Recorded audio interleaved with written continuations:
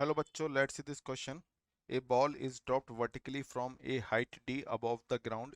It hits the ground and bounces up vertically to a height d by 2. Neglecting subsequent motion and air resistance, its velocity v varies with the height h above the ground as.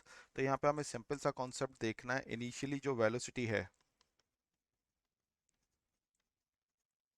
ये कितनी है sir? Initial velocity zero है. When the ball moves downward, अब देखो concept समझिए यहाँ पे. जब बॉल नीचे की तरफ जाएगी इट्स वेलोसिटी कैसी होगी? जब बॉल ऊपर से नीचे की तरफ जा रही है तो इसकी वेलोसिटी कैसी होगी सर? कंटिन्यूअस इंक्रीज करेगी. And maximum when the ball hits the ground, और जब ये ग्राउंड पे हिट करेगी तो इस पॉइंट पे जो वेलोसिटी होगी ये मैक्सिमम होगी.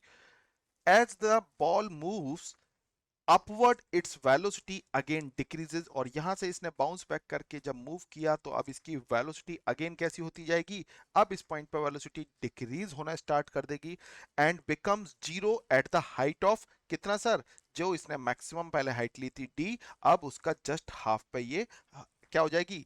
जीरो हो जाएगी. तो यानी कि हमारा जो ऑप्शन अगर हम यहाँ पे चेक करें तो कौन से ऑप्शन से मैच कर रहा है? यहाँ पे ध्यान से देखो.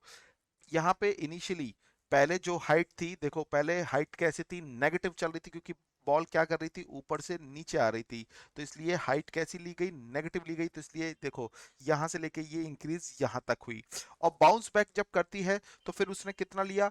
अब वापस से स्टार्ट किया और डी बाई टू तक गई, यानी कि जो हाइट हमने सपोज यहां तक ली है तो ये हमने डी लिया है तो इसके जस्ट हाफ पे जाके ये रुकेगी.